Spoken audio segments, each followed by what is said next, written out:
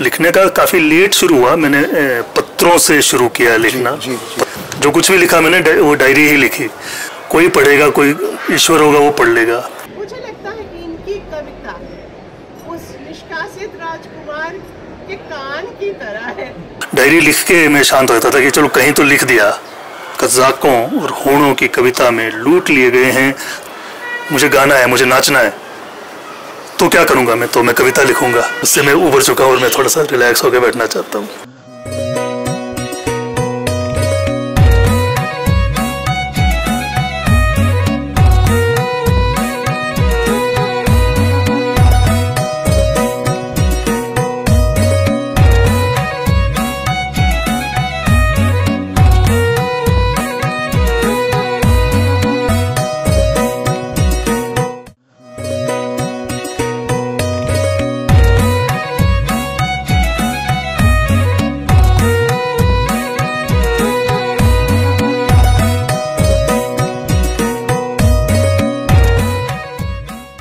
Ajay ji, the uncommon people uncut में आपका स्वागत है। आप हिमाचल के जाने माने कवि हैं, राष्ट्रीय स्तर के कवि हैं। देश की विभिन्न पत्र पत्रिकाओं में आपकी कविताएं छप चुकी हैं, बहुचर्चित कविताएं हैं। और आप हिमाचल के एक ऐसे हिस्से से आते हैं जो बहुत खूबसूरत है। तांदी के पास आपका घर है और वहाँ पे दो बहुत ही खूबसूरत नदियाँ हैं, चंद्र और भागा, जिनका जिक्र ऋग्वेद और महाभारत में भी हुआ है। तो अपने बचपन के बारे में कुछ बताइए, क्योंकि चंद्रभागा के संगम के साथ ही आपका घर है और चंद्रभागा मिलके चिनाब नदी बनाती है। तो इतनी खूबसूरत जगह पे जब आपका बचपन बीता, तो अपने बचपन के बारे में और आपकी प्राथमिक शिक्षा के बारे में और उस पूरे परिवेश के बारे में कुछ बताइए। धन्यवाद रमेश जी, मुझे आपके इस बहुत ही लोकप्रिय हो रहे इस कार्यक्रम में बुलाने के लिए। मैंने आपके पहले भी इंटरव्यूज़ देखे, बहुत अच्छे इंटरव्यूज़ लिए आपने कुल्लू के कुछ अनकॉमन पीपल के।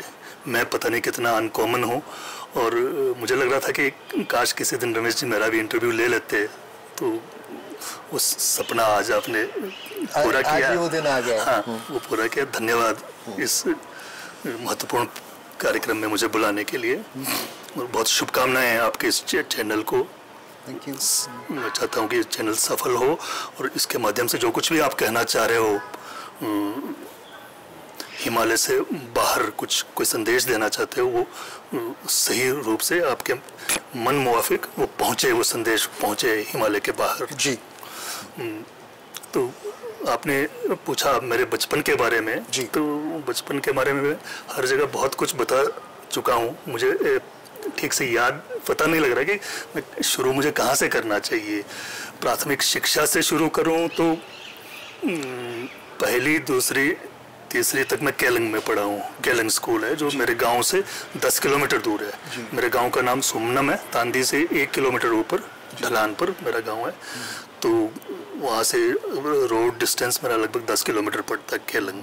वहाँ पर मेरे पिताजी नौकरी करते थे, वो टीचर थे, सरकारी टीचर। मेरी माँ भी वहीं पर टीचर थी। तो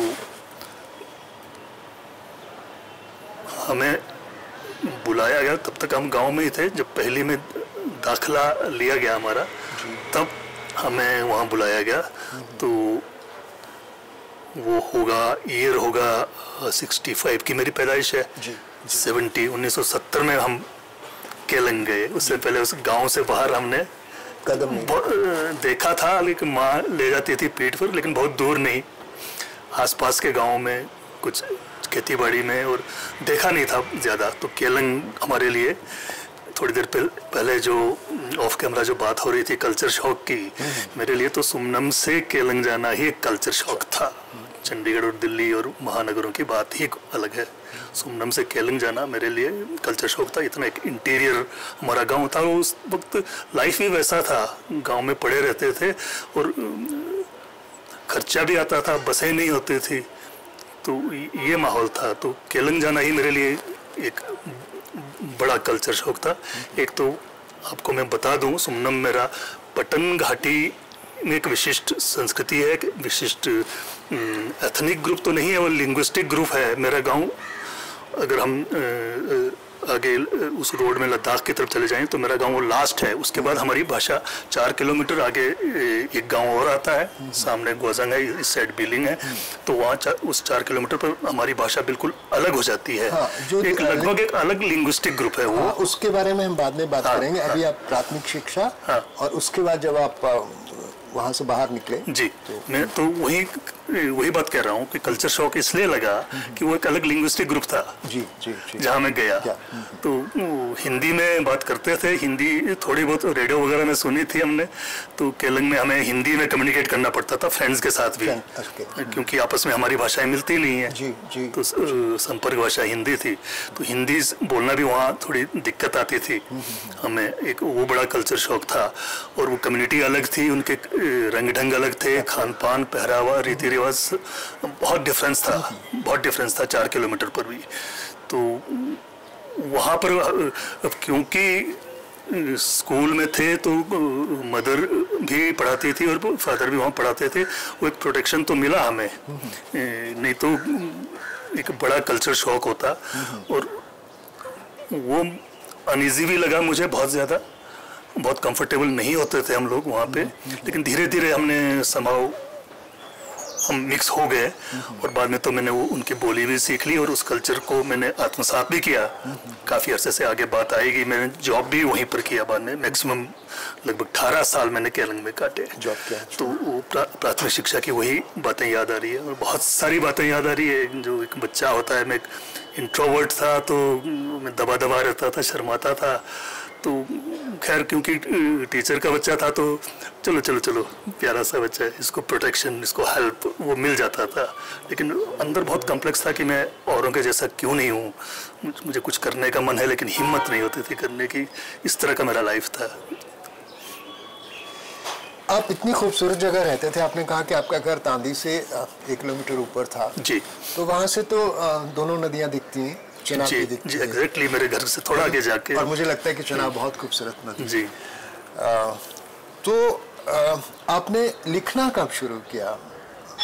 जो आपके मन में जैसे भाव आए नदी को देख के या प्रकृति को देख के, तो आपने कब लिखना शुरू किया? चाहे वो कविता हो चाहे कुछ भी हो। जैसे हम कई बार स्क्रिबल करने लगते हैं, हम 10-11 साल के हो गए या उससे थोड़े बड़े हो गए, we want to write something, या आपने कहीं भी कागज पे लिख के रख दिया, तो वो कब आपने शुरू किया? वही मैं बताने जा रहा हूँ, क्योंकि शिक्षा से पहले लिखने का तो कुछ था नहीं वैसा, क्योंकि गांव में रहते थे तो किसानों का परिवार था,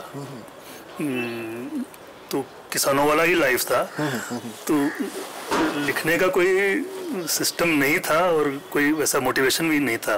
जब केलंग गए, पिताजी क्योंकि लैंग्वेज टीचर थे और उनको साहित्य में रुचि थी, उनके शेल्फ में की कुछ किताबें पढ़ी होती थी, मैगजीन्स मंगाते थे, वो उनका पढ़ने में रुचि था, तो वहाँ से हमने पढ़ना शुरू किया। लिखने का काफ़ी लेट शुरू हुआ, मैंने पत्रों से शुरू किया लिखना। पत्र लिखते थे उन दिनों, आपको याद होगा हमारा टाइम था, हमारा लगभग कंटेम्प्रेरीज हैं, 1-2 साल का फ़र्क है। पेन फ्रेंडशिप बहुत होती थी उन दिनों, फ़ोन नहीं था, कुछ नहीं था, और पेन फ्रेंड्स बनते थे, तो वो था स्कूल में और भी सीनियर्स थे वो जो पेन फ्रेंडशिप चलता ही था, लेटर चलते थे। तो मुझे लगता था कि मेरे भी पेन फ्रेंड्स होने चाहिए, क्योंकि मैं स्पोर्ट्स वगैरह में बहुत अच्छा नहीं था, भाई साहब वगैरह खेलने चले जाते थे, तो मैं बहुत ज़्यादा बहुत नहीं था, फिजिकली वो स्ट्रॉन्ग भी नहीं था, तो मैं लगभग अलग थलग पड़ जाता था। तो मुझे लगता था कि कुछ बातें अपनी शेयर करनी है तो पेन फ्रेंडशिप एक अच्छा तरीका हो सकता है। मेरी दीदी की बहुत सारी पेन फ्रेंड्स थी कुल्लू में, तो उनके पत्र आते थे, तो मुझे लगता था कि मेरे भी होने चाहिए, मैं भी इंटरेक्ट करूं लोगों के साथ। वो एक ख्वाहिश थी कि मैं अजनबी लोगों के साथ इंटरेक्ट करना चाहता था, लेकिन हिम्मत नहीं होती थी कि आमने सामने ऐसे आपसे बात कर रहा हूँ, ऐसे बात करने की हिम्मत नहीं होती थी, झिझकता था मैं। तो उन्हीं दिनों लगभग 7th-8th में मैंने पत्र लिखने शुरू कर दिए होंगे अपने दोस्तों को जी। उसके बाद आप कुल्लू आए कॉलेज में, उसके बाद आप चंडीगढ़ गए हायर एजुकेशन के लिए, तो वो जो आपके अनुभव हैं कुल्लू आने पे, जो कल्चर शॉक हुआ, एक डिफरेंट है, मतलब एक विलेज से बड़ी जगह पे आना, फिर उससे और बड़ी जगह जाना, फिर पढ़ना, फिर तो उस अनुभव के बारे में कुछ बताइए कि आपको तब भी आप अंतर्मुखी थे जब आप इस कॉलेज में आए, जब आप चंडीगढ़ में गए तब आप एक्सट्रोवर्ट हुए या नहीं हुए या इंट्रोवर्ट ही रहे और लिखते रहे? उस समय आपने सीरियसली लिखना कब शुरू किया, कविता लिखनी कब शुरू की? जी, वो इंट्रोवर्टनेस तो मेरा रहा ही। कुल्लू आया, यहाँ पर साइंस हमें सब्जेक्ट दिलाया गया, मार्क्स अच्छे थे तो पिताजी ने कहा साइंस पढ़ लो। तो जिस तरह से साइंस पढ़ाया गया हमें समझ नहीं आया। हम टीचरों को क्या ब्लेम दें, हमारी समझ में कुछ कमी होगी, हमें शायद हमारा टेम्परामेंट मैच नहीं करता था, वो साइंस समझ में नहीं आया था। तो वो फेल हो गए। तो पिताजी को लगा कि माहौल यहाँ ख़राब है, तो उस वजह से फेल हुए होंगे, तो आगे भेजते हैं। चंडीगढ़ भेजा उन्होंने।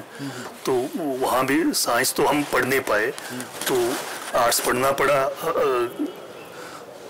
तो प्रश्न क्या था आपका कि इंट्रोवर्टनेस की तरफ था, तो वो जारी रहा। शौक था कुल्लू से चंडीगढ़, वो जारी रहा। कुल्लू आके तो कल्चर शॉक, लाहौर और कुल्लू में काफ़ी डिफरेंस था उस वक्त। तो अब तो लगभग बहुत सिमिलर हो रही है चीज़ें, लेकिन कुल्लू आकर भी कल्चर शॉक तो थोड़ा बहुत लगा हमें। कुछ लगा, यहाँ के जो लड़के होते थे उनके हाव भाव अलग होते थे। स्कूल में ज़्यादा प्रॉब्लम ये होती थी, मीडियम इंग्लिश था, इंस्ट्रक्शन ऑफ मीडियम भी इंग्लिश था, इंग्लिश में पढ़नी पड़ती थी। हम तो हिंदी मीडियम से पढ़ के आए थे, और यहाँ पर जो कॉन्वेंट स्कूल के पढ़े बच्चे होते थे वो अलग तरह के होते थे। उनको देख करके हमें लगता था कि हम इन जैसे कब हो पाएंगे। बहुत दिक्कत आती थी कि शायद हो ही ना पाए हम, ये तो कुछ डिफरेंट ही लोग हैं, उनकी भाषा ही अलग है, और टीचर भी उनको ठीक से समझाते थे, और अगर हम पूछें तो उनको लगता था कि पता नहीं कोई बहुत वैल्यू नहीं देते थे हमारे सवालों को। तो वो कम्प्लेक्स सा बन जाता था कि नहीं यहाँ तो कुछ मज़ा नहीं आ रहा है और हमें इग्नोर किया जा रहा है, उस तरह की फीलिंग आती थी। तो चंडीगढ़ जाके और भी वहाँ पंजाबियत का सामना करना पड़ा। तो वो तो बहुत धम्मड़ धूस वाला उनका जीवन है, वैसी भाषा है उनकी, वैसे बॉडी लैंग्वेज।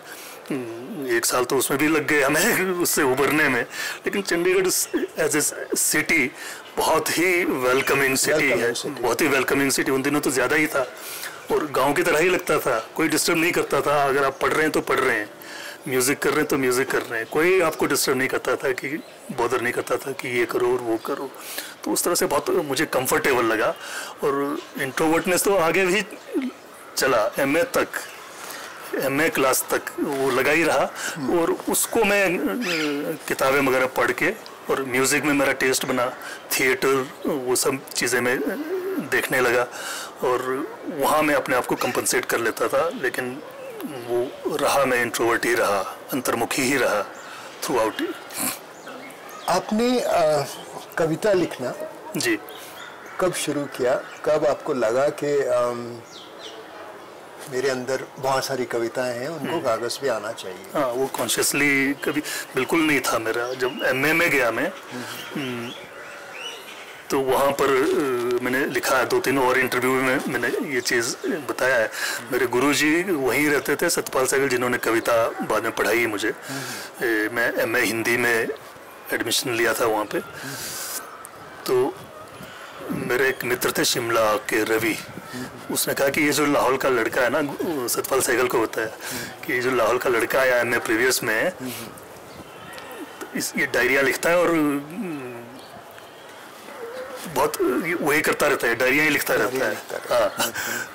तो उन्होंने चोरी से मेस के पास जो 5वें ब्लॉक का जो दरवाज़ा होता था, मेस की तरफ को दरवाज़ा खुला था, अंदर घुस के उन्होंने मेरी डायरिया पढ़ ली एक दिन आके। तो उन्होंने देखा, गुरुजी ने ये कहा कि अजय तुम यार, ये जो डायरी है ना तुमने लिखी हुई है, और भी है। मैंने कहा मैं तो बहुत लिखता हूँ, पर आपको पढ़ना नहीं चाहिए था ये तो इसमें प्राइवेट चीज़ें भी हो सकती हैं। थी नहीं, वैसे प्राइवेट चीज़ें नहीं थी, जस्ट स्ट्रेट थॉट्स थे। तो उसने कहा कि ये कविताओं की तरह है, इनको ठीक करके कविताओं के रूप में छापा जा सकता है। तो पहले तो मुझे विश्वास नहीं हुआ, लेकिन बाद में 1-2 कविताएं मैंने उसमें से निकाल करके दी डायरी में से। तो उन्होंने छाप भी दी, कैंपस रिपोर्टर में छपवा दी। कैंपस रिपोर्टर हमारी मैगजीन होती थी, PU की हिंदी सेक्शन में छाप दी, और वो कविताएं प्रशंसित हुई। तब मुझे एहसास हुआ कि मैं सचमुच में ये कविताएं हैं और मैं कभी भी बन सकता हूँ करके, वैसा एहसास हुआ। लेकिन कॉन्शियसली फिर भी कविताएं नहीं लिखी, मैंने डायरी की तरह ही लिखी। जो कुछ भी लिखा मैंने वो डायरी ही लिखी। कविता लिखूंगा बोल के ऐसा नहीं लिखा है कुछ भी। जैसे बहुत सारे हिंदी राइटर हैं और अंग्रेजी राइटर हैं, वो डायरियाँ लिखते हैं जी, ठीक है। जैसे नरेंद्र देव शास्त्री हैं, उपेंद्रनाथ अश्क, रघुवीर सहाय जी, घनश्याम दास बिरला, रामधारी सिंह दिनकर, गजानन माधव मुक्तिबोध, इन्होंने भी डायरियाँ लिखी हैं। जी। अंग्रेजी में जैसे वर्जीनिया वुल्फ है, एनी फ्रैंक है, या और बहुत सारे लेखक हैं, मतलब इवन आपके हरमन हेसी हैं, एल्बर्ट कैमू हैं, जॉर्ज ऑरवेल हैं, सब ने डायरियाँ लिखी हैं और कुछ की डायरियाँ बहुत ही फेमस हुई हैं। तो डायरी लिखना एक राइटर के लिए अपने इमोशंस को, जो भी उसके अंदर इमोशंस होते हैं, उनको जल्दी कागज़ पे निकाल देना ताकि वो सुरक्षित रहे, ये है। हो सकता है, मेरे लिए नहीं था। जैसा कि मैंने बताया आपको, ये मेरे लिए सिंपली अभिव्यक्ति का माध्यम था। मुझे कुछ कहना था और मैं कह नहीं पाता था, तो लिखने के अलावा और कोई चारा नहीं था मेरे पास। अगर मैं ना लिखूं या ना कह पाऊं, एक्सप्रेस नहीं कर पाऊं कोई भी इमोशन है, चाहे अच्छा है चाहे बुरा है, तो बेचैनी होती थी अंदर से मुझे। मैं बहुत बेचैन होता था। डायरी लिख के मैं शांत होता था कि चलो कहीं तो लिख दिया, कोई पढ़ेगा, कोई ईश्वर होगा वो पढ़ लेगा। ईश्वर को संबोधित बहुत सारी वो सारी कविताएं बनी बाद में, वो डायरी के पार्ट्स ही थे। प्रिय ईश्वर, ऐसा मैं लिखता था, डियर गॉड करके मैं लिखता था, इस तरह से उसको संबोधित होती थी। तो मुझे लगता था कि कोई सुनेगा, ना भी सुने तो मैंने लिख दिया तो थोड़ी तसल्ली होती थी, मुझे नींद अच्छी आ जाती थी। मेरे लिए वो था। लेकिन एक एस्टेब्लिश राइटर जो डायरी लिखता है, उसके अलग अलग वो हो सकते हैं, उद्देश्य हो सकते हैं और उनकी अलग यूटिलिटी हो सकती है, इम्पोर्टेंस हो सकता है। उस बारे में मैं बहुत ज़्यादा नहीं जानता, लेकिन मेरे लिए सिर्फ जस्ट ये अभिव्यक्त करने का था। कितने राइटर या लेखक जो हैं वो ईमानदारी से डायरी लिखते हैं? ये कहना बहुत मुश्किल है। मैं खुद अपने आप इंट्रोस्पेक्ट करूं, अपने अंदर देखूं, तो मैं कई बार खुद को डांटता हूं कि अजय तुमने यहाँ बेईमानी की है।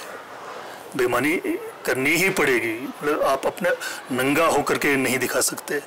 कोशिश करते हैं कि अधिकतम आप अपने आप को रिवील कर दें, लेकिन फिर भी एक कोना, इंसान की साइकोलॉजी होती है शायद, एक कोना थोड़ा सा बचा के रखना चाहता है। उसकी निजता बची हुई रहनी चाहिए, मुझे लगता है। चाहे वो कोई बड़ा लेखक हो या कोई आम इंसान भी, उसकी एक निजता बची रहनी चाहिए और इस तरह से वो बचा भी लेता है। लेकिन फिर वो जब एक नैतिकता का प्रश्न है जो आपने किया है कि कितनी ईमानदारी होती है, उस नाते मैं अपने आप को बार बार डांटता भी रहता हूँ कि इसको भी रिवील करो, इसको भी रिवील करो। देखता हूँ मैं 20 साल और जीऊँगा, 30 साल और जी सकता हूँ, तो कुछ और रिवील करूँ। आपकी कविताओं की पहली पुस्तक शायद इन सपनों को कौन गाएगा, जी, ये है। जी, ये जी। कब छपी थी? ये 2012 में ये कंसीव हुई थी। छपते छपते 13 में इसका फर्स्ट एडिशन आ गया था। बहुत ख़राब एडिशन निकला और फिर प्रकाशक को बोल के किसी बड़े राइटर से बुलवा के उसको सेकंड एडिशन इसका 14 में निकला, शायद इसमें लिखा होगा 14 में शायद निकला होगा। तो वो थोड़ा तसल्ली बख्श था, तो 14 ही मानना चाहिए मेरे ख्याल में। इनकी जो कविता 2014 इनकी जो कविताएं हैं इस संग्रह की, जी, वो कब से कब तक हैं? ये 1900 मैंने कविताएं, जो कविता के रूप में जो कविताएं लिखी, जो छपी, वो शायद 1985 थी। और जो वो कविता 85 में जो छपी, वो लिखी गई थी 83 के आसपास। तो ये इन कविताओं को 2083 से लेकर इसमें 2012 तक की कविताएं होंगी। इस संग्रह में से आप कुछ कविताओं के अंश पढ़ना चाहेंगे? ज़रूर पढ़ना चाहूँगा। मेरी ज़्यादा फेवरेट कविताएं इसी में हैं। उसमें तो कुछ अंश पढ़ दीजिए ताकि आपकी कविता में जो वज़न है वो दर्शकों का कोई एक छोटी कविता आपको कुछ ध्यान आता है तो मैं पहले उसको पढ़ना चाहूँगा, जो आपने पढ़ रखा और उसका कुछ नाम लेना चाहेंगे तो मैं उसको पढ़ना चाहूँगा। उसके बाद फिर मैं एक अपनी पसंद की कविता भी पढ़ूंगा। नहीं, आप अपनी पसंद की पढ़िए। मुझे जो हिमालय पे आपने कविता लिखी है छोटी सी, कौन सी 7-8 पंक्तियों की, वो जिसमें आपने दूसरे संग्रह में हिमालय है। को पिता कहा। इसमें आप बुद्ध करुणा ढूंढता है। ठीक है, मैं आप वो निकाल के रखिए, वो पिता वाली कविता भी जरूर पढ़ूंगा मैं। वो भी मेरी फेवरेट कविता है, वो मेरी फेवरेट कविता जरूर पढ़ना चाहूंगा। ठीक है, मैं यहाँ से पढ़ लेता हूँ बीच से, जो भी आपको अंश इम्पोर्टेंट लगता है। वैसे तो पूरी कविता बहुत खूबसूरत है, लेकिन आप जो चाहे। सहसा ही एक डहता हुआ बुद्ध हूँ मैं अधलेटा, हिमालय के आर पार फैल गया एक भगवा चीवर, आधा कंबल में आधा कंबल के बाहर सो रही है मेरी देह, कंचनजंगा से हिंदू कुश तक पामीर का तकिया बनाया है। मेरा एक हाथ गंगा की खादर में कुछ टटोल रहा है, दूसरे से नेपाल के घाव सहला रहा हूँ, और मेरा छोटा सा दिल जोर से धड़कता है हिमालय के बीचों बीच। वाह। सिल्क रूट पर मैराथन दौड़ रही है कविताएं, गोबी में पोलो खेल रहा गेसर खान, कज़ाकों और होड़ों की कविता में लूट लिए गए हैं जिंदा दिल खुश मिजाज जिप्सी, यार कंद के भोले भाले घोड़े क्या लाद लिए जा रहे हैं बिला उज्र अपनी पीठ पर दोआबा और अमृतसर की मंडियों में, न ये संग तराश बल्तियों का माल असबाब, ना ही फॉरबिडन सिटी का रेशम, और ना ही जंगपा घुमंतुओं का मक्खन और ऊन और नमक है, जबकि पिछले एक दशक से, या हो सकता उससे भी बहुत पहले से, कविता में सुरंगें ही सुरंगें बन रही हैं। इतना काफी है। बहुत खूब, बहुत खूब, बहुत बढ़िया। आपकी कविता को प्रगतिशील कह सकते हैं? कह दीजिए। नहीं, मैं आपसे जानना चाहता हूँ। उस अर्थ में, जिस अर्थ में हिंदी साहित्य में प्रगतिशीलता की परिभाषा आज मानी जाती है, मान ली गई है, उस अर्थ में प्रगतिशील शायद ना हो ये कविताएं। नहीं, जैसे प्रगतिशील, मतलब हिंदी साहित्य में मैं क्लियर करना चाहूंगा, प्रगतिशीलता मतलब मार्क्सिस्ट कविता ये मान लिया जाता है, तो उस अर्थ में बिल्कुल नहीं होंगी मेरी कविताएं, प्रगतिशील नहीं कही जा सकती है। क्योंकि आपकी बहुत सारी कविताएं हैं जो इवेंट बेस्ड हैं। इवेंट मतलब इंसिडेंट बेस्ड हैं, जी, घटनाओं पे आधारित हैं, बहुत सारी कविताएं जी। तो क्योंकि उस समय हमें बहुत सारे इमोशंस मिल जाते हैं, है ना। कहीं पे कोई अत्याचार हो रहा है, कहीं पे कोई बम ब्लास्ट हुआ है, कहीं पे कुछ हुआ है, तो कोई भी इंसान है वो उसके इमोशंस मूव हो जाते हैं ना, वो इंटरनली वो फील करता है उस चीज़ को। तो बहुत सारे राइटर्स, बहुत सारे पोइट उनके बारे में लिखते हैं जी। तो आपकी जो बहुत सारी कविताएं हैं इसमें मैंने देखा है कि जिसमें अंतर्राष्ट्रीय घटनाएं भी जो हो रही हैं उनको भी आपने लिखा है जी, चाहे वो भारत का हो या बाहर का हो, कहीं का भी हो। तो आप ये कविताएं कैसे लिखते हैं और क्या क्या सोच के लिखते हैं ये कविताएं? क्योंकि वो चीज़ें तो न्यूज़ में है, वो आजकल सोशल मीडिया में है, सब जगह है। आपकी कविताएं पहले की हैं, लेकिन as a poet how you react to these situations and जो आपके इमोशंस आते हैं कविता में, उनका जो ग्रेविटी है उसका क्या स्तर होता है? मैं समझ गया आपका सवाल। वो ऐसे आते चली रहती है, जैसे सेंसिटिव आदमी है तो चीज़ों को देखता है, खास करके इंटरनेशनल इवेंट्स में मुझे जो वार है, युद्ध है, युद्ध संबंधी जो भी न्यूज़ आता है तो वो मुझे आहत करता है। तो उस तरह से, और युद्ध का जो डिस्कोर्स दिया जाता है, युद्ध को जिस तरह से जस्टिफाई भी किया जाता है, कई बार मीडिया करती है, मतलब इतना स्ट्रांगली जस्टिफाई करते हैं कि युद्ध क्यों ज़रूरी है, राष्ट्र क्यों ज़रूरी है, राष्ट्र क्यों इम्पोर्टेंट है, व्यक्ति की कोई कीमत क्यों नहीं है इस समाज में। तो उस तरह से तो वो डिस्कोर्स मुझे बेचैन करता है। मेरी असहमति है उससे, बहुत स्ट्रॉन्ग असहमति है। क्यों चाहिए आप, मतलब राष्ट्र के नाम पर युद्ध कर रहे हो, लेकिन उसमें इंसान का तो नुकसान है। हाँ, वो इन्वॉल्व भी नहीं है। हाँ, आदमी तो इन्वॉल्व भी नहीं है। सबसे ज्यादा नुकसान आम आदमी का होता है। तो उस रिएक्शन के रूप में मेरी वो कविता निकलती है। जैसे गजापट्टी को लेकर मेरी एक कविता है, इसलिए मैंने मेंशन किया। तो मेरी बेटी छत पर सो रही है, है ना, वो एक इमेजिनेशन है। तो उसने क्या बिगाड़ा है जी, है ना।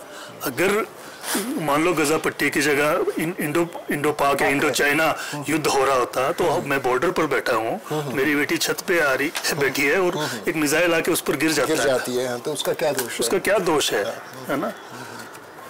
भारत के प्रधानमंत्री और चीन के प्रधानमंत्री में कुछ दुश्मनी होगी, कहा सुनी होगी, और मिसाइल आ गए और मेरी कौन मर रहा है? मेरी बेटी मर रही है जी, आम आदमी मर रहा है, उसका क्या दोष है? वो एंग्विश है उस कविता में, उन कविताओं में निकलती है कि वो क्यों खामियाजा भुगते हैं। थोड़ा सा हटते हैं, बहुत पहले एक सोशियो लिंग्विस्टिक सर्वे हुआ था लॉल वैली का जी, ब्रैड चैम्बरलिन और वेंडी चैम्बरलिन ने किया था। अच्छा, तो धन्यवाद इस जानकारी के लिए, मुझे ये जानकारी मेरे पास नहीं थी। हाँ, इंटरेस्टिंग, बताएं प्लीज। आप कहते हैं कि वहाँ पे लिंग्विस्टिक बहुत सारी भाषाएं हैं, बहुत सारे क्षेत्र हैं जिनमें अलग अलग भाषाएं तो बोलियां बोली जाती है, वो डिफरेंट है। जैसे कुल्लू में भी कहते हैं कि 3 कोस पे या 10 कोस पे बोली बदल जाती है, ठीक है। और एक और मैंने कहीं पे पढ़ा कि 629 AD में ये लाहौल, पांगी, तिब्बत और लद्दाख, ये रीजन, और चंबा पांगी, हाँ, एक ही उसमें आता था, वो एक ही तरह का क्षेत्र था वो सारा। अच्छा, तो मतलब पॉलिटिकली ये कह रहे हैं? हाँ, पॉलिटिकली या इवन ज्योग्राफिकली के मतलब ऐसी बाउंड्रीज नहीं थी। तो ये जो लिंग्विस्टिक पे आप बात करना चाह रहे थे, अब मुझे बताइए कि उसमें 6 या 7 करके है, पटनी है और क्या क्या है जो आप कहना चाह रहे थे उस समय। तो 7 भाषाएं जो मैं पहचानता हूँ अपने लाहौल की जी, वो 7 बिल्कुल अलग भाषाएं। उसमें ब्रॉडली 2 फैमिलीज की भाषाएं हैं, इंडो आर्यन और उसको साइनो टिबेटन कहा किसी ने। हाँ, तो कोई टिप्टो बर्मन कह देता है। तो वो डिबेट्स हैं, वो तो लिंग्विस्ट की डिबेट है, लेकिन कम से कम 2 लिंग्विस्टिक फैमिलीज हैं और 3 लिंग्विस्टिक ग्रुप्स हैं उसमें। तो इतनी तरह की भाषाएं हैं। और वो जो ग्रामर है, खास करके पट्टनी और तिननी, 2 लैंग्वेजेस हैं।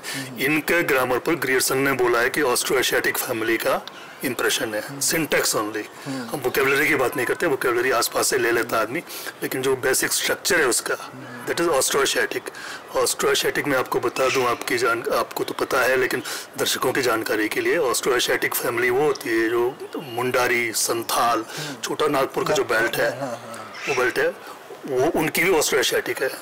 और ये आगे पोलिनेशिया तक जाता है ये लिंग्विस्टिक ग्रुप। और जो मोन खमेर एक उसकी ब्रांच है, तो कंबोडिया और इधर वियतनाम तक आता है।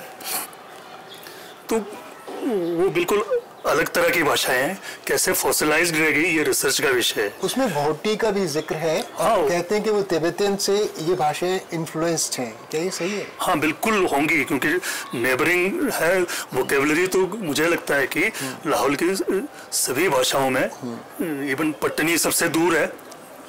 ये चैम्बरलिन का जो सर्वे है, ये ज़्यादा पुराना नहीं है, ठीक है, लेकिन उन्होंने ये भी कहा है कि जो लाहौल की आबादी है वो इतनी ज़्यादा नहीं है। आप कह रहे थे शायद 35,000 में अभी है, लेकिन जब वो सर्वे हुआ होगा तब 20,000 थी। हाँ, बिल्कुल बहुत कम रहा होगा। तो मुझे ये प्रश्न पूछना है कि यहाँ से लाहौल से माइग्रेशन काफ़ी ज़्यादा हुआ है, चाहे कुल्लू ही हुआ है, बिल्कुल। तो अब जब अटल टनल बन गई है जी, तो क्या रिवर्स माइग्रेशन हो रहा है? हो रहा है, बिल्कुल हो रहा है। बिल्कुल, मेरी नई किताब है, ये जो नई किताब आई है,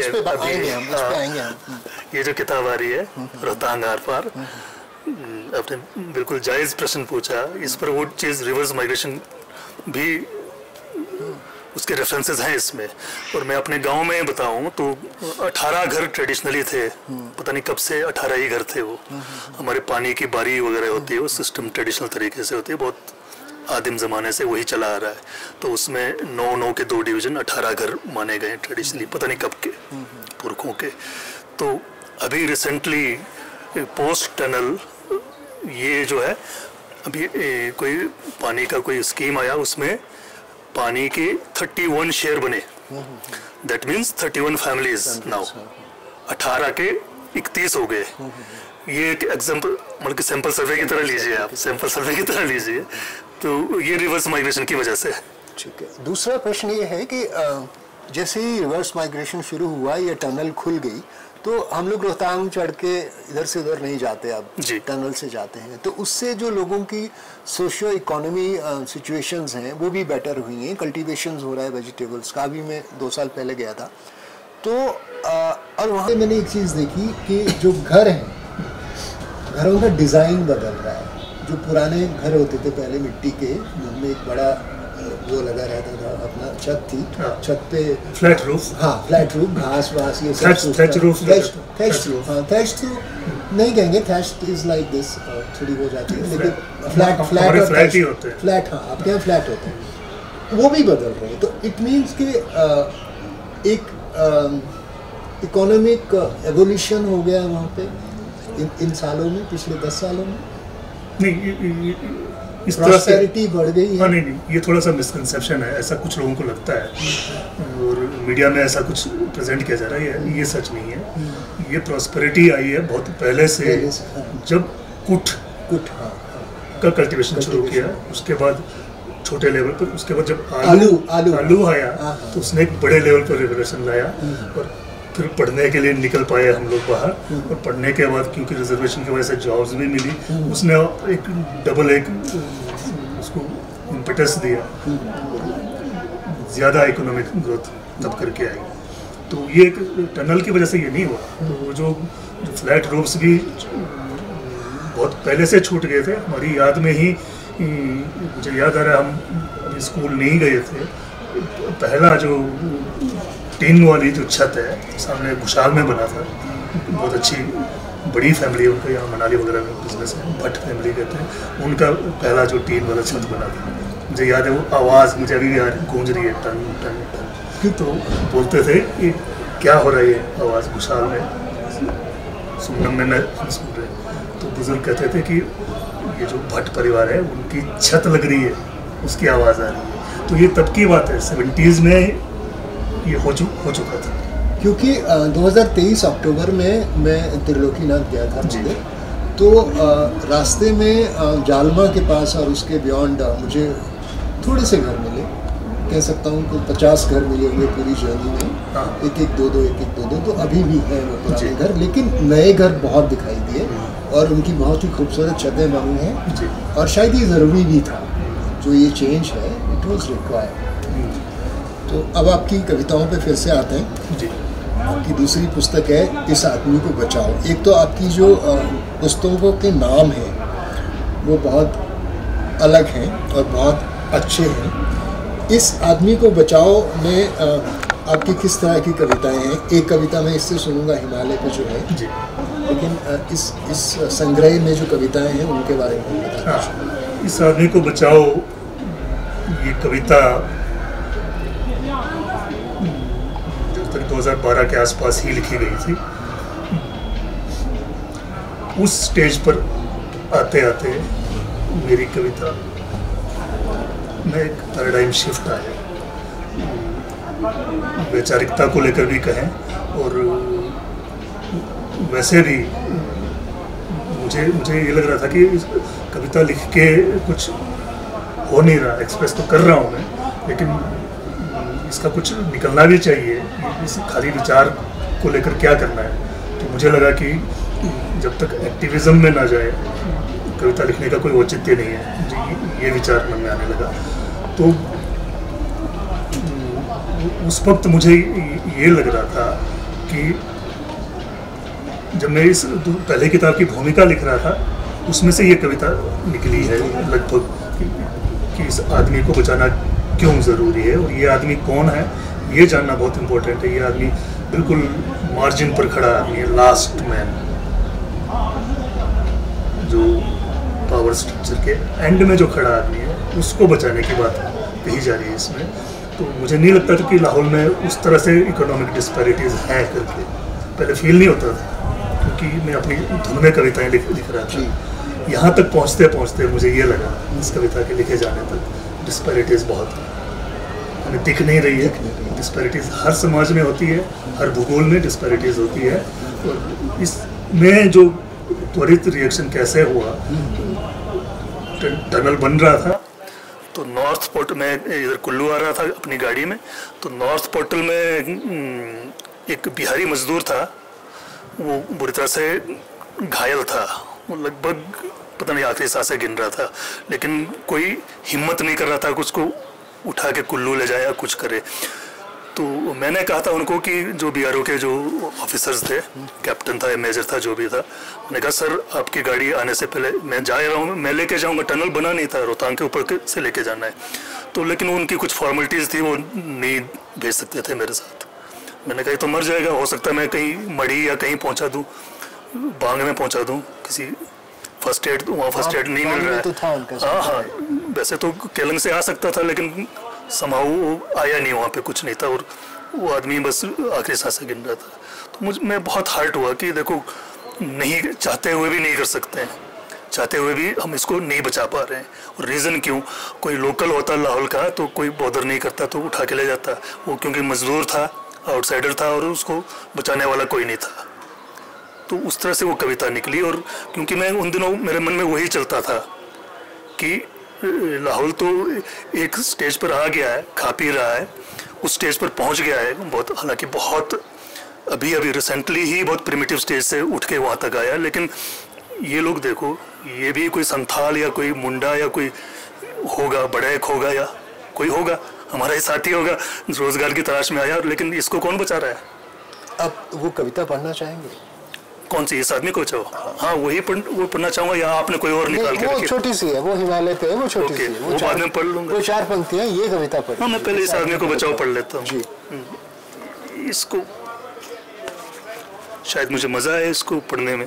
नहीं, हम सुनना चाहते हैं। मैं कोशिश करूंगा, मेरा पाठ बहुत अच्छा नहीं है। नहीं, आप बहुत अच्छा पढ़ते हैं। मैं कोशिश करूंगा। इस आदमी को बचाओ। सड़क के किनारे ये जो धूल में लथपथ पड़ा हुआ काला नंगा आदमी है, जिसके होंठों से गाढ़ी लाल धारी बह रही है, इस आदमी को बचाओ। हो गई होगी कोई बदतमीजी, गुस्सा आया होगा और गाली दे दी होगी इसने, भूख लगी होगी और मांगी होगी रोटी इसने, मन की कोई बात ना कह पाकर थोड़ी सी पी ली होगी इसने, 2 घड़ी नाच लिया होगा खुश होकर और बेसुध सोता रहा होगा थक जाने पर। करीब जाकर देखो, चमकीली सड़क के किनारे फेंक दिए गए तुम्हारी सभ्यता के मलबे में धराशायी इस अकेले डरे हुए आदमी को। इस आदमी की यादों में पसीने की बूंदें हैं, इस आदमी के ख्वाबों में मिट्टी के ढेले हैं। देखो, तैर रही इसकी आंखों में दहशत की कथाएं। ये आदमी जिंदा है, इस आदमी को बचाओ। वाह, बहुत खूब। इस आदमी को बहुत थैंक यू। इस आदमी को बचाओ कि इस आदमी में इस धूसर धरती का आखिरी हरा है। इस आदमी को बचाओ कि इस आदमी में हारे हुए आदमी का आखिरी सपना है कि यही है आखिरी आदमी, कि यही है वो आखिरी आदमी जिस पर छल और फरेब का कोई रंग नहीं चढ़ा है। देखो, इस आदमी को कनपट्टियों के पास एक नस बहुत तेजी से फड़क रही है कि पसलियां भले चटक गई हों, उनके पीछे एक दिल अभी भी बड़े ईमान से धड़क रहा है कि कंधे भले उखड़ गए हों, बाहें हो चुकी हो नाकारा, बेतरा कुचल दिए गए हों इसके पैर, तुम अपने हाथों से टटोलो। इस आदमी की रीढ़ अभी भी पुख्ता है, ये आदमी अभी भी जिंदा है, इस आदमी को बचाओ, इस आदमी को बचाओ। इस आदमी की रीढ़ अभी इसको फिर से पढ़ दीजिए। ये आदमी ओके कि कंधे भले उखड़ गए हों, बाहें हो चुकी हो नकारा, बेतरा कुचल दिए गए हों इसके पैर, तुम अपने हाथों से टटोलो कि इस आदमी की रीढ़ अभी भी पुख्ता है, ये आदमी अभी भी जिंदा है, इस आदमी को बचाओ, इस आदमी को बचाओ।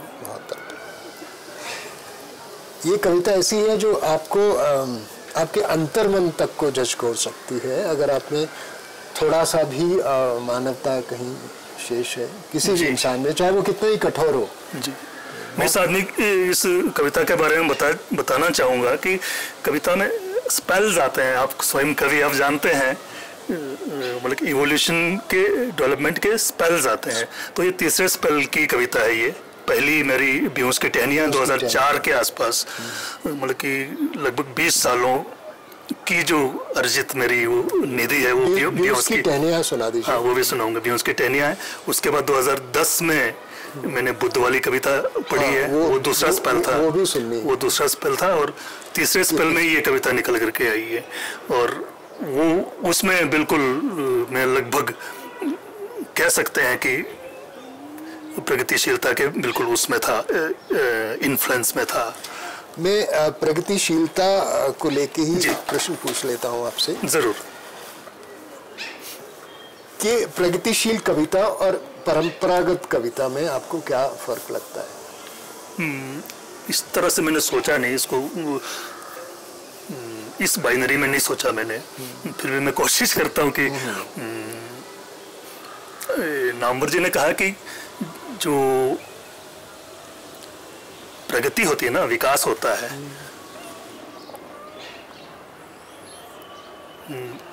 मतलब एक परंपरा में ही देखना चाहिए उसको।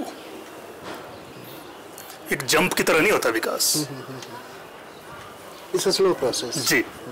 तो उस तरह से मैं बाइनरी में नहीं देख पाता इस चीज को। It's a gradual process. Yes, very gradual, very subtle और वेरी स्लो, कि कई बार फील नहीं होता आपको, लेकिन एक जगह से दूसरी जगह पहुंच जाते हो तो उन दोनों का जो डिफरेंस है वहाँ आपको पता लगता है कि ये कुछ और था, ये कुछ और था।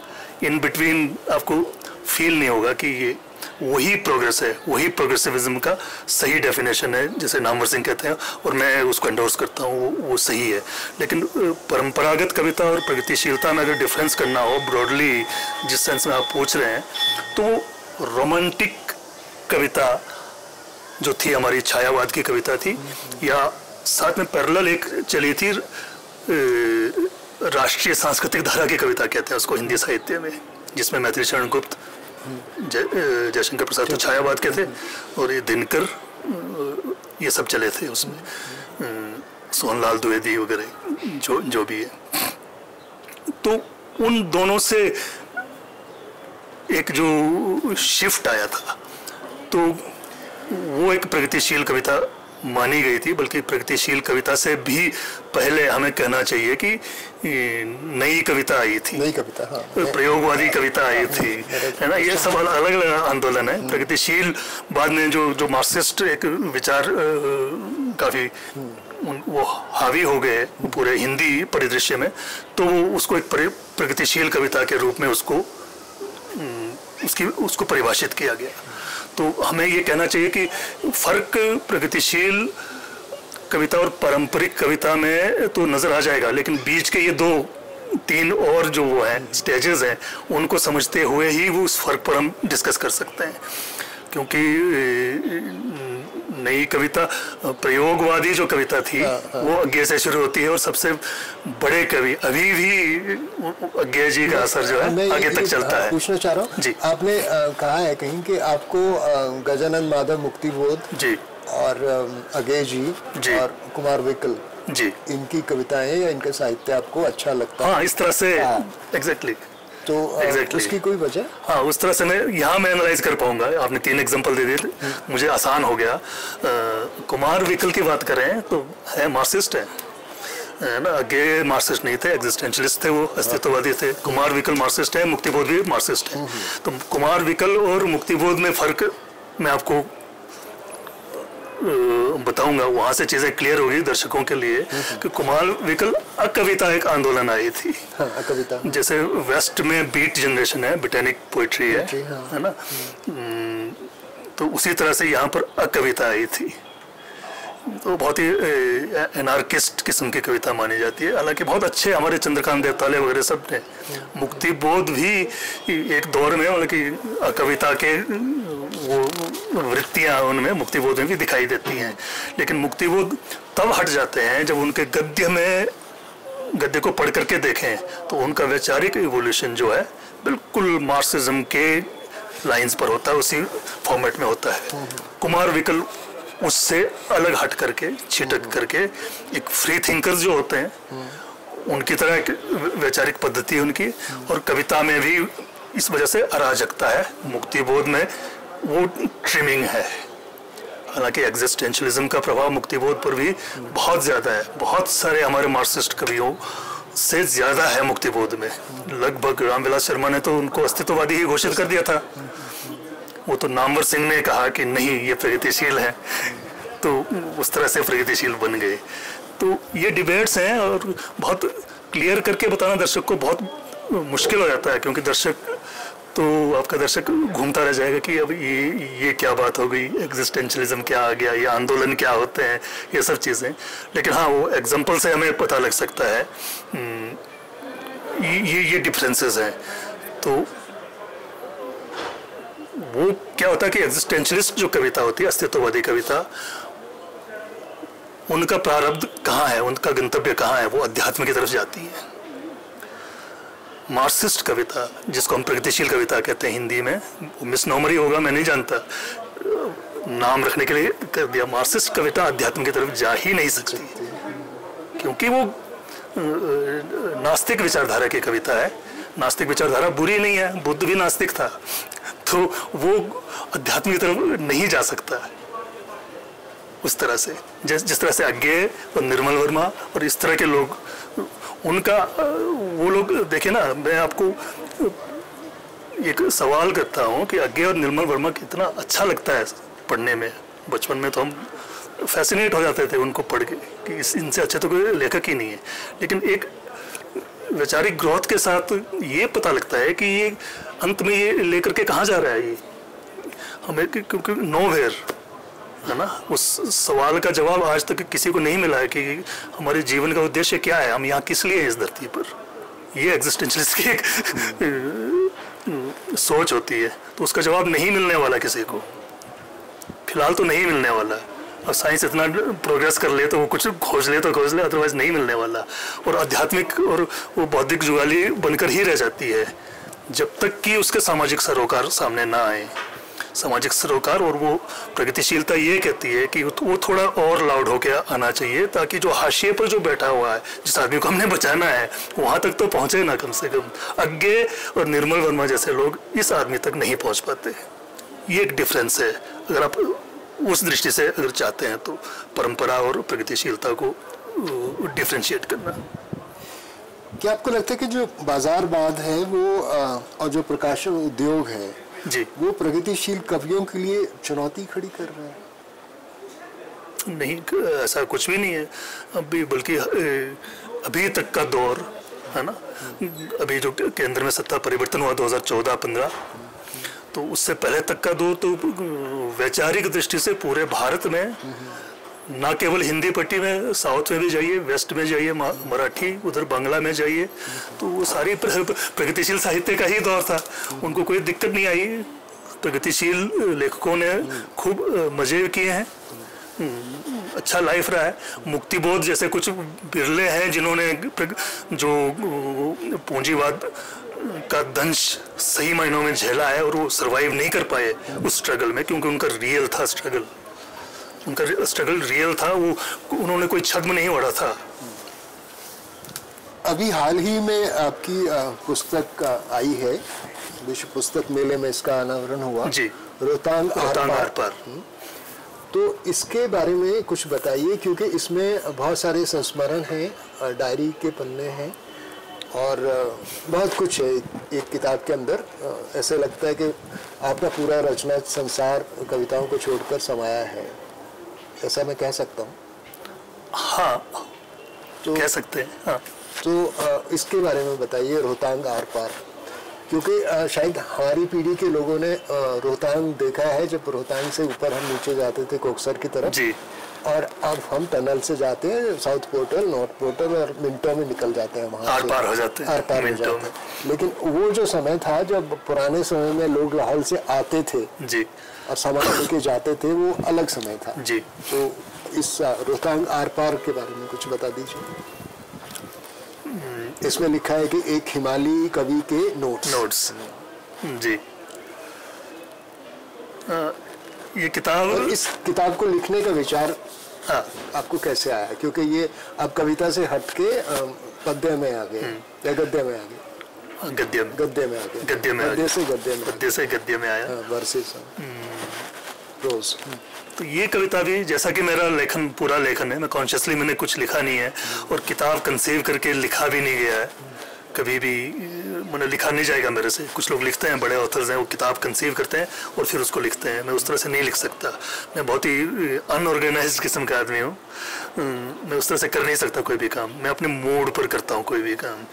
तो ये मैक्सिमम इसमें मेरे जो नोटबुक या डायरी जो होती है उसमें से अंश मैंने छांटे, लेकिन वो छांटे वो मेहनत से छांटे और उसकी एडिटिंग में काफ़ी मेरी एक क्रिएटिव एनर्जी खर्च हुई है। तो इस डायरी का पीरियड क्या है, मतलब कौन से ईयर से कौन से ईयर तक है? इसमें मेनली मैंने लिए हैं स्मृतियाँ, तो बहुत पीछे से है, 1965 में पैदा हुआ हूँ और 2-2.5 साल की स्मृतियाँ मेरे पास अभी इंटैक्ट है, बिल्कुल विविड। तो तब से लेकर स्मृतियाँ हैं, लेकिन जो लिखा गया है वो है लगभग 2008 के बाद की चीज़ें हैं मेरे ख्याल में, मुझे ठीक से याद नहीं है। 2008 इसके जो संस्मरण है वो they date back to which year? 1968 69। मैं वही 68-69 मैं वही जानना चाहता था। तब की स्मृतियाँ हैं, लेकिन लिखी गई वो 2008 से लेकर 24 तक, लेकिन वो सारी की सारी नहीं है, मैंने एडिट करके और वो मैंने बहुत स्ट्रैटेजिकली उसमें डाली है। कई ये सारे विधाएं, सारे जॉनर्स मैंने इसलिए डाले कि हर चीज़ का टेस्ट मिले, ताकि ये किताब बिके भी, मार्केटिंग की दृष्टि से भी मैंने उस तरह से किया है। इसमें मैंने मेरे 2 ट्रेवलॉग हैं, बल्कि 3 है, 2.5 कहना चाहिए। मयाड़ नाले के 2 ट्रेवलॉग हैं मेरे और एक स्पीति का लगभग ट्रेवलॉग है, मिनी ट्रेवलॉग टाइप का, छोटा है वो बहुत। और कुछ रिपोर्टाज है जो साहित्यिक और सांस्कृतिक गतिविधियां इधर हुई रोहतांग के आर पार दोनों जगह पर, उन पर कुछ रिपोर्टाज है, वो मुझे लगा कि बहुत इम्पोर्टेंट है। आम पाठक के लिए इम्पोर्टेंट नहीं हो सकता है, लेकिन हमारी स्थानीय इसकी लोकल वैल्यू इसकी बहुत है कि यहाँ पर जो गतिविधियाँ हो रही है उसका अंदाज़ा लग सकता है पाठक को कि कब से लेकर ये इस तरह की गतिविधियाँ हो रही है और किस तरह की गतिविधियाँ हो रही है और हमारे सरोकार और हमारी चिंताएं क्या है यहाँ के बुद्धिजीवी की, वो इसमें नज़र आता है। रोहतांग के आर भी और पार भी दोनों जगह की वो चीज़ें मैंने डाली है। कोई 5-6 रिपोर्टाज है। बाकी मेरे ब्लॉग पोस्ट हैं, ब्लॉग पोस्ट वो डायरी की तरह ही होती है लगभग। जब कोई चीज़ हुआ मन तो मैंने ब्लॉग पोस्ट लिख दिए, उनमें से निकाल के मैंने उसमें डाल दिए।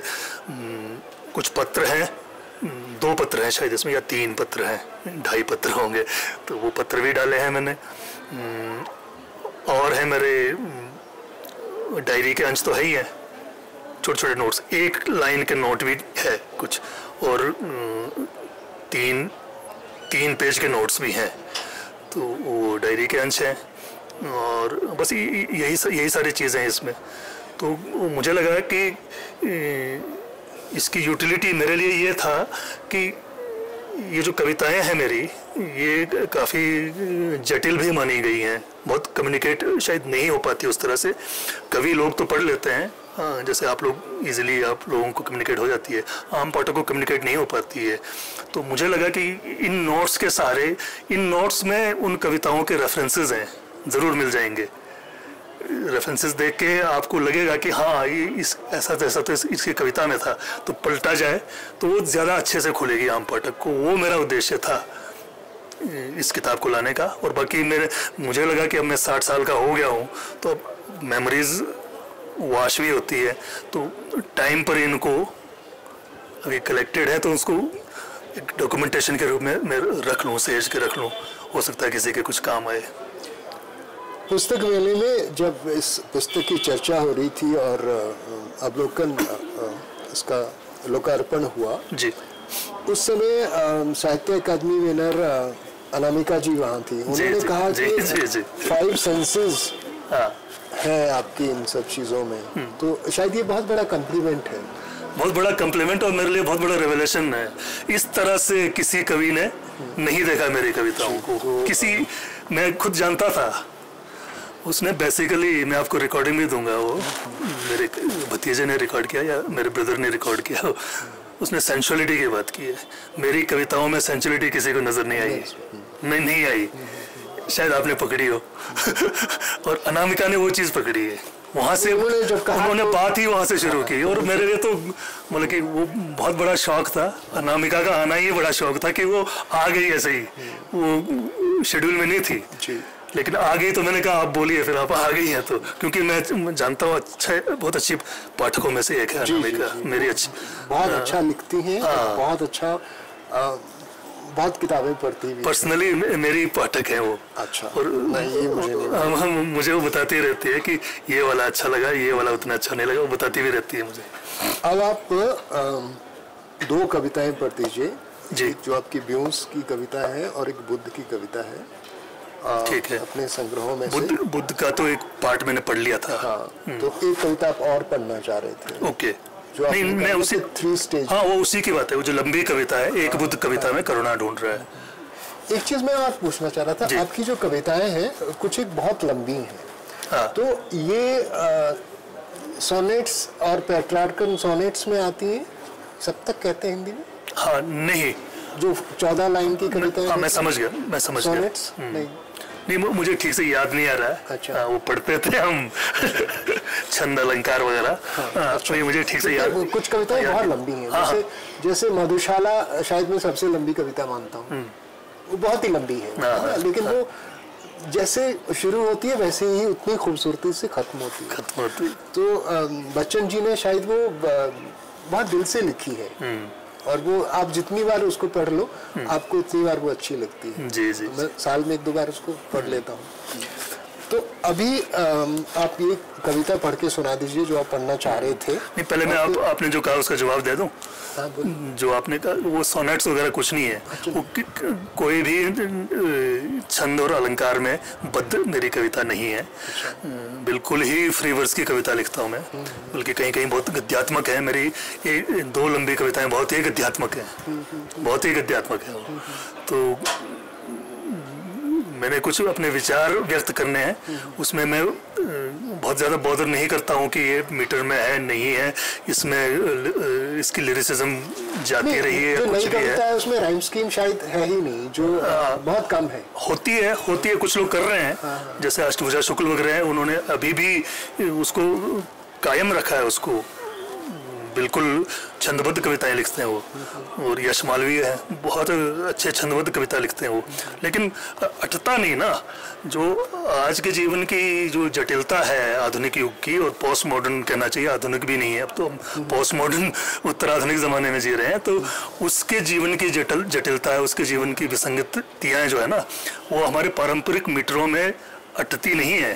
तो इसलिए फ्री वर्स ज़रूरी हो गया है। तो लेकिन वो परंपरा चली है, कुछ लोग लिखते हैं, वर्स में भी लिखते हैं।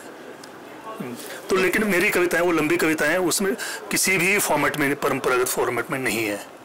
मेरा एक छोटा सा सवाल है, जी, हम लोग कविताएं क्यों लिखते हैं?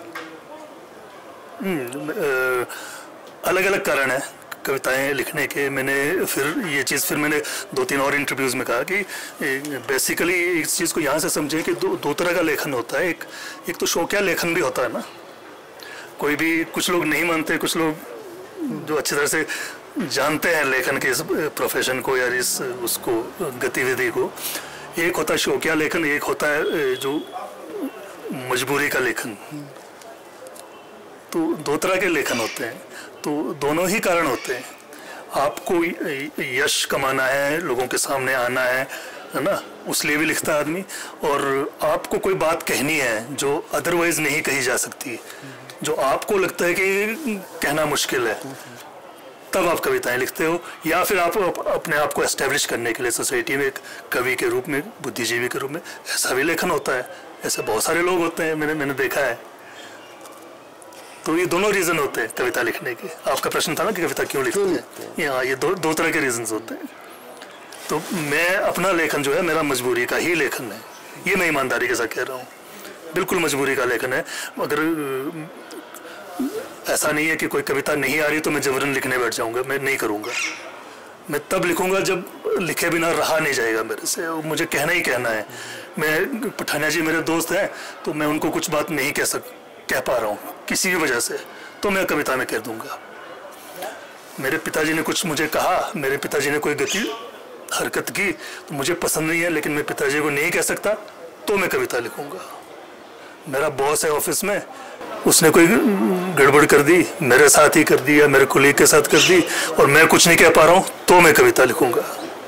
और इसी तरह से सत्ता तंत्र पर भी मैं कुछ नहीं कर सकता, वो अरेस्ट कर देगा मुझे, लेकिन कविता लिखने पर तो अरेस्ट नहीं है ना, तो मैं कविता करूंगा। और मैं नाच नहीं पाता, मैं गा नहीं पाता, लेकिन मुझे गाना है, अंदर से आ रहा है, मुझे गाना है, मुझे नाचना है, तो क्या करूंगा मैं? तो मैं कविता लिखूंगा, क्योंकि मैं नाच नहीं पाता, गा नहीं पाता। मुझे एक सिक्सर मारना है, कौन है वो, कपिल देव की गेंद पर एक सिक्सर मारना है मुझे, पर मैं सुनील गावस्कर नहीं हूँ, मैं सिक्सर नहीं मार सकता। क्योंकि मैं सिक्सर नहीं मार सकता तो मैं कविता लिखता हूँ। मेरा ये है कविता लिखने का जो उद्देश्य है, कारण जो है ये। दो और प्रश्न हैं छोटे से। आपको लगता है कि आजकल पत्रकारिता और मीडिया साहित्य को प्रभावित कर रहे हैं?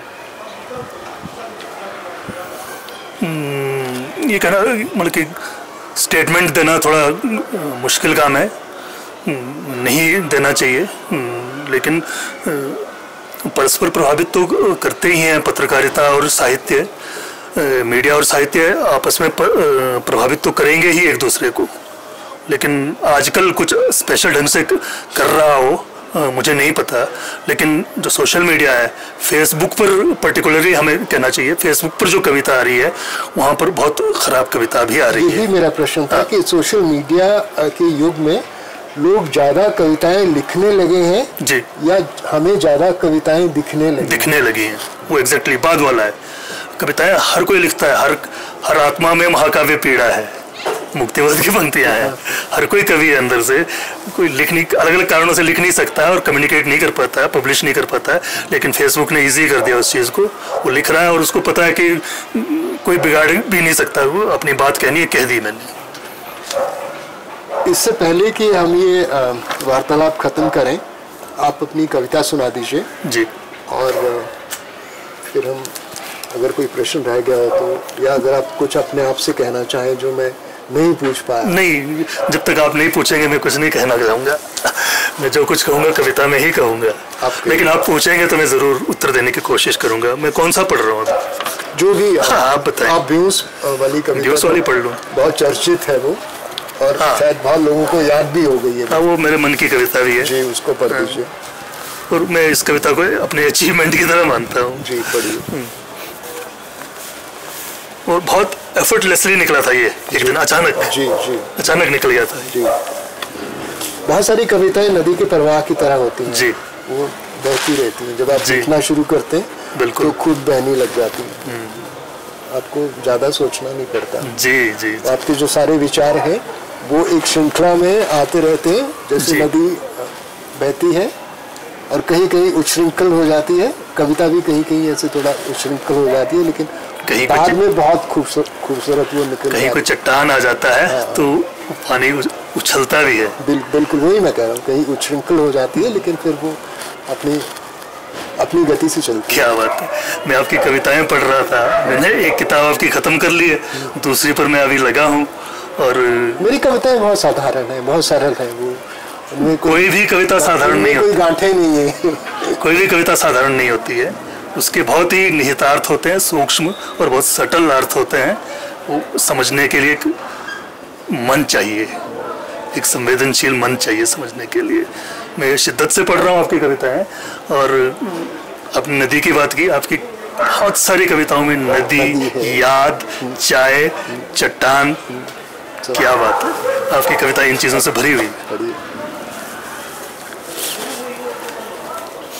ब्योंस की टहनियां।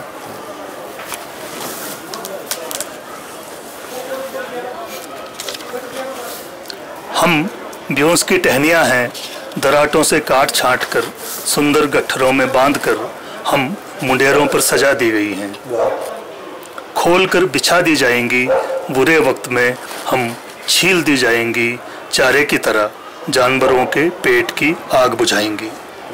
हम ब्योंस की टहनियां हैं, छिलकर सूख कर हम और भी सुंदर गट्ठरों में बंध जाएंगी, नए मुंडेरों पर सज जाएंगी, तोड़कर झोंकती जाएंगी चूल्हों में, बुरे वक्त में ईंधन की तरह हम जलेंगी, आदमी का जिस्म गरमाएंगी। हम ब्योंस की टहनियां हैं, रोप दी गई रूखे पहाड़ों पर, छोड़ दी गई बेरहम हवाओं के सुपुर्द, काली पड़ जाती है हमारी त्वचा, खत्म ना होने वाली सर्दियों में मूर्छित खड़ी रह जाती हैं हम। अर्ध निद्रा में मौसम खुलते ही हम चूस लेती हैं पत्थरों से पानी, हम चूस लेती हैं पत्थरों से जल्दी जल्दी खनिज और पानी। अब क्या बताएं कैसा लगता है सब कुछ झेलते हुए जिंदा रह जाना इस तरह से, सिर्फ इसलिए कि हम अपने कंधों पर और टहनियाँ ढो सकें, ताज़ी कोमल हरी हरी, कि वे भी काटी जा सकें बड़ी होकर, खुरदुरी होने से पहले छील कर सुखाई जा सकें, जलाई जा सकें या फिर गाड़ दी जा सकें किसी रूखे पहाड़ पर हमारी ही तरह।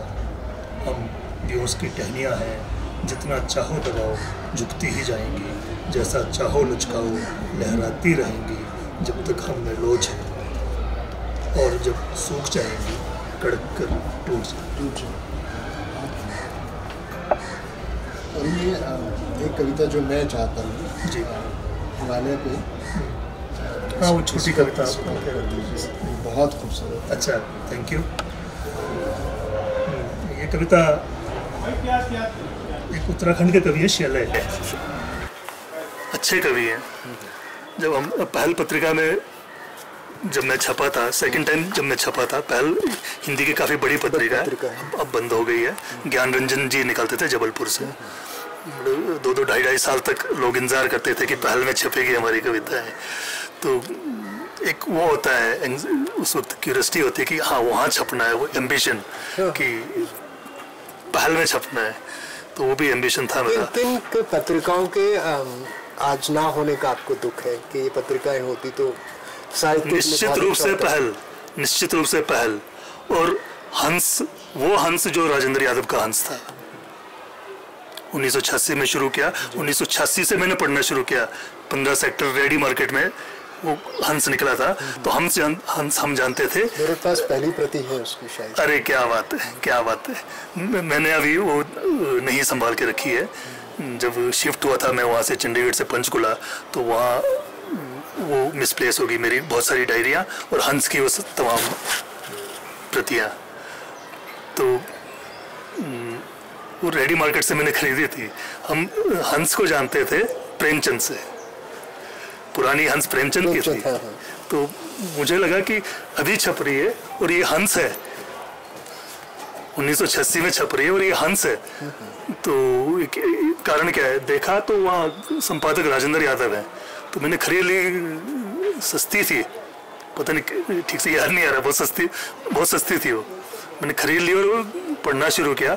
उनके संपादकीय से फिर मुझे मज़ा आ गया, चैन आ गया, मतलब मानो वो मेरे लिए लिख रहे। तो उस हंस का, और जो पत्रिकाएं बंद हुई, धर्मयुग हमारे जब खाली बचपन में पढ़ी हमने, बड़े होने के बाद तो हमने धर्मयुग छोड़ दिया था, वो नहीं पढ़े हमने। लेकिन बचपन में तो पिताजी के पास दिनमान, धर्मयुग, साप्ताहिक हिंदुस्तान, नवनीत, कादम्बिनी पिताजी की पत्रिकाएं होती थी। तो उनमें से धर्मयुग का मुझे अफसोस है कि धर्मयुग काश अगर होता तो उनकी प्रेजेंटेशन इतनी अच्छी होती थी, कैसे प्रेजेंट करते थे वो कवि को, वो उन पुराने संपादकों को ही आता है। आजकल तो बस आप सीधे छाप लेते हैं वो, और फिर एहसान जताते हैं कि फोन करके कि हाँ जी आपकी कविता छाप दी है मैंने, देख लेना। उसमें आदित्य सिर्ती का एक कार्टून आता था, डब्बू जी, और फिर धर्मवीर भारती के लेख रहे थे। अरे हाँ, उनके तो पहल में आग्ने, शैले, मले और अजय, ये 4 कवि सिमिलर साउंडिंग एक साथ छपे थे। तो उसमें शैले ने लिखा था कि तुम हिमालय ऊंचा कि वचेंद्री पाल। ओके, समझ रहे? हाँ। तो आशय यह था कि वचेंद्री पाल शायद ज्यादा ऊंचा है, वो प्रगतिशील विचारधारा, प्रगतिशील कि मनुष्य को ऊंचा रखना है। लेकिन मैंने कहा नहीं, है ना, हमारे वो भी पहाड़ी है शैले, मैं भी पहाड़ी हूँ, लेकिन मेरे वाले पहाड़ का ये आशय नहीं है। हमारे यहाँ फोकलोर में मनुष्य नीचे है, प्रकृति ऊपर है। प्रकृति ऊपर है। मैं बहुत अपसेट हुआ। प्रकृति हमेशा ऊपर रहेगी। पता नहीं ये आप कह रहे हो, हमेशा ऊपर, लेकिन प्रगतिशीलता ऐसा नहीं कहती आप, है। नहीं, आप ये डिबेट हो जाएगी। प्रकृति से आप दूर हो सकते हैं। हम मनुष्य को प्रकृति के एक अंश के रूप में मानते हैं, हम कण हैं। लेकिन पहाड़ में यही डिस्कोर्स है। लेकिन प्रगतिशीलता इसके विपरीत है ना, वो बचेंद्री पाल को ऊपर मानती प्रगतिशीलता। तो उसके रिएक्शन में ये लिखी गई कविता, हिमालय ऊंचा की बचेंद्री पाल। छोटी कविता है, बहुत अच्छा चॉइस आपने किया है। हिमालय, मैं उसकी चोटी तक कभी नहीं पहुंचा, मैं उसकी चोटी तक कभी नहीं पहुंचा, खूब खेला हूं अलबत्ता उसके कंधों और छातियों पर, और वहीं से देखता रहा ये दुनिया, वो पिता है मेरा। वाह, बहुत खूब, वो पिता है। ये कविता थी, वो शैले की कविता का जवाब था। अजय जब कविताएं नहीं लिखते या डायरी नहीं लिखते या पत्र नहीं लिखते या तो अजय क्या करते हैं? एक टाइम था मैं पढ़ता था, किताबों की लत थी, और वो उसके सिवा और कोई चारा भी नहीं था। मैं फिल्में बहुत अफोर्ड नहीं कर सकते थे और मनोरंजन का साधन नहीं था। इवन साइकिलिंग का शौक था तो साइकिल भी नहीं था मेरे पास। चंडीगढ़ में सब साइकिल पर चलते थे, तो मेरे पास बहुत होता था कि काश मेरे पास भी होता। लेकिन मैं जिद भी नहीं की। पिता मुझे अपने उनकी आर्थिक स्थिति का अंदाज़ा था, मैंने कभी जिद से नहीं मांगी साइकिल। और बहुत सारे शौक थे मेरे, लेकिन वो सब नहीं कर सकता था मैं। तो पढ़ता ही था मैं, पढ़ने के सिवा कुछ नहीं कर सकता था। किताबें सस्ती मिल जाती थी, सेकंड हैंड किताबें, तो मैं पढ़ता ही था। और म्यूज़िक, जब मैंने एक म्यूज़िक सिस्टम छोटा सा खरीद लिया या किसी दोस्त ने गिफ्ट किया था, उसके बाद मैं म्यूज़िक सुनने लगा। और खेल तो मैं सकता नहीं था। और क्या किया होगा मैं जब लिखता नहीं था तो म्यूज़िक ज़्यादा सुनता था। अब क्या करता हूँ, अब म्यूज़िक से थोड़ा सा डिटैच हो गया हूँ। अब मैं यूट्यूब पर जो डिस्कशंस होती हैं, खास करके जियोलॉजी पर या जियोग्राफी पर या वाइल्ड लाइफ पर या फिर इंटरनेशनल पॉलिटिक्स पर कोई सीरियस डिस्कशंस है, मैं उनको देखता हूँ यूट्यूब पर। और किताबें अब यह है कि रेफरेंस के लिए मैंने संभाल के रखी है। मैं बोला कि ऐसा शौक नहीं है पढ़ने का, लेकिन कोई रेफरेंस याद करना हो तो फिर मैं अपने शेल्फ से निकाल सकूं, इसलिए कुछ किताबें मैंने सहेज के रखी हैं। और किताबें भी मंगाता हूं, और वो मंगा कर वही चीज़ें पढ़ता हूं जिस चीज़ के लिए मैंने मांगी थी। उतना पढ़ के मैं बंद कर लेता हूं। मैं किसी की किताब को फिनिश करने के लिए नहीं पढ़ता। तो उस तरह की आदतें मेरी थोड़ी ख़त्म हो गई, दिलचस्पी। लेकिन लिखना तो मैं बहुत चाहता हूँ। ये थोड़ा सा आपको वो भी लग सकता है, विरोधाभास भी लग सकता है, लेकिन ऐसा ही है। एक गज़ल याद आ रहा है मुझे, मैं बार बार कोट करता हूँ हमारे संवाद वाले ग्रुप में कि धूप में निकलो घटाओं में नहा कर देखो, जिंदगी क्या है किताबों को हटा कर देखो। मैं शायद थोड़ा उकता भी गया हूँ और इस वजह से भी नेचर की तरफ ज़्यादा मैं घूमना पसंद करता हूँ। लेकिन अब बहुत ज़्यादा चल भी नहीं सकता। ट्रैकिंग पिछले 4 साल पहले मैंने लास्ट वो बशलेऊ किया था, और ट्रैकिंग भी उसके बाद नहीं कर पाया ज़्यादा। नहीं तो रोहतांग तो मैंने कम से कम 32 या 33 बार क्रॉस किया हो। मैंने डायरीज में लिखी हुई है कि तीसरी बार चौथी बार तो ट्रैकिंग मैंने बहुत की है। तो इस वक्त मैं ज़्यादातर यूट्यूब पर मैं ज़्यादा, क्योंकि वो ईजी है सुनने के लिए। ऐसी कोई पुस्तक है अजय के अंदर जो बाहर आने के लिए ताबली है? नहीं थी, लेकिन ये वाली थी, रोहतांग आर पार। ये वो पुस्तक थी जो बाहर आने के लिए बेचैन थी, और ये निकल गई अब आप लोगों के हाथ में है। फिलहाल और कोई नहीं है, लेकिन प्रकाशक बोल रहा है कि इसका सेकंड पार्ट, थर्ड पार्ट। मैंने कहा वो बहुत कुछ है मेरे पास, डायरियाँ बहुत है, तो वो सब करनी पड़ेगी, मुझे कंपाइल करना पड़ेगा। लेकिन अब ज़रूरत हो तो ठीक है निकालेंगे, लेकिन ऐसा कोई अब मन नहीं है। ये मैं अब थोड़ा रिलैक्स होना चाहता हूँ। ये निकल गई, जैसे प्रसव वेदना होती ना, वो उससे मैं उबर चुका हूँ और मैं थोड़ा सा रिलैक्स होकर बैठना चाहता हूँ कि अंदर से कोई चीज़ निकल गई है अभी। अजय जी, आपने हमसे बात की, अपना समय दिया, और कविता को लेकर हमने एक खासी चर्चा की। अगर कुछ रह गया हो तो हम अगली बार आपसे बात करेंगे। जरूर। आपका बहुत बहुत शुक्रिया, बहुत बहुत आभार, धन्यवाद। जरूर, बहुत बहुत धन्यवाद मुझे यहाँ बुलाने के लिए। बहुत मज़ा आया आपसे बात करते हुए। आप मेरे सीनियर रहे हैं कॉलेज में, और उस दृष्टि से भी मैं आपकी बहुत रिस्पेक्ट करता हूँ। और आपसे बात करने का भी मन है, लेकिन आपकी कविताओं पर, आपकी रचना धर्मिता पर, आपके लाइफ पर भी कभी इसी तरह का एक इंटरव्यू मैं भी लेना चाहूँगा। बहुत मज़ा आएगा आपके साथ। सच में मैं बहुत अंदर से बहुत अच्छा, कुछ अच्छे वाइब्स मुझे मिले हैं। और इस बातचीत ये बहुत ही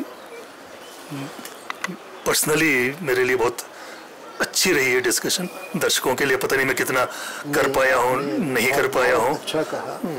तो पर्सनली मेरे लिए मैं बहुत ही इंसाइटफुल रहा ये डिस्कशन। बहुत ही मज़ा आया मुझे। Thank you sir, thank you.